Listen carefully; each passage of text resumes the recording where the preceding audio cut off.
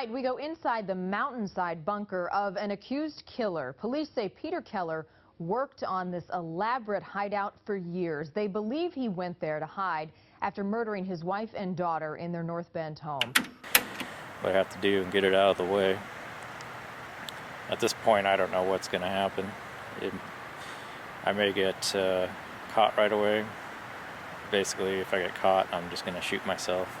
So, I mean, I could basically be dead in 2 weeks or 3 weeks. I don't know. It's all.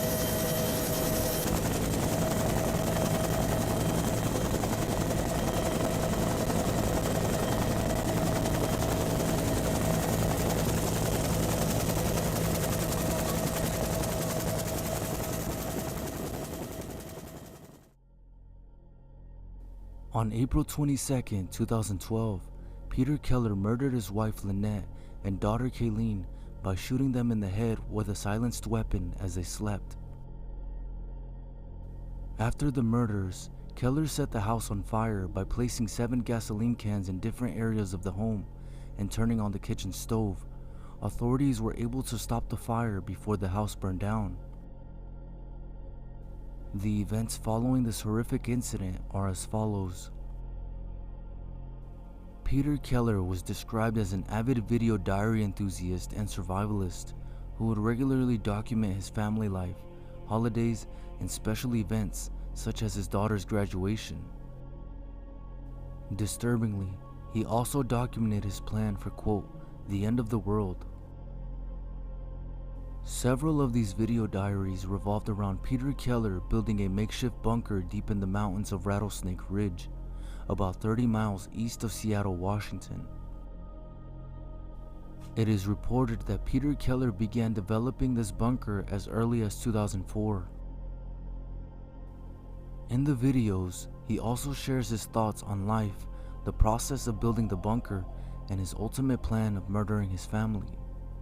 Well, before, a while ago, I used to sit here and think, this whole thing is just crazy at times, and then I'd think about it and it would make sense, and it's like, okay, this is what I gotta do. But now, I guess with time, I just think that way all the time, that this is what I gotta do. I don't even question it anymore. It just seems like everything makes so much sense now.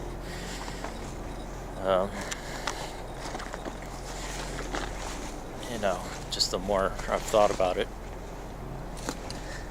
the more I understand it. I don't really feel bad about it. It's just the way it is. Certain things happen that cause this to happen. So, just kind of accepted it and just rolling with it. He had also withdrawn over $6,000 in cash from a bank and told a coworker he will not be returning to work. Keller stated in a video diary that he was struggling with the stress of life, including paying bills and living as a civilian and having to go to work. He expressed he wanted to live without the burden of his wife and daughter and looked forward to the exciting possibility of robbing banks and pharmacies in order to survive. What I have to do and get it out of the way.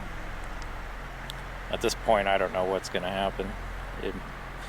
I may get caught right away. Basically, if I get caught, I'm just going to shoot myself. So, I mean, I could basically be dead in 2 weeks or 3 weeks. I don't know. It's all up to chance at this point. So, I don't think anyone knows where I'm at. But if they put it together, who knows? At this point, I have to take that chance. So, it's just going to be a point of, go as far as I can. I do have my escape, and that's death. I can always shoot myself, and I'm okay with that. So, I'm getting to the point where just trying to live and pay bills and live as a civilian and go to work It just freaks me out. It's actually more comfortable for me to think about living out here, robbing banks, pharmacies, just taking what I want for as long as I can. At least it'll be exciting. It won't be boring. And I don't have to worry about Lynette or Kayleen. And everything will be taken care of. It'll just be me. So.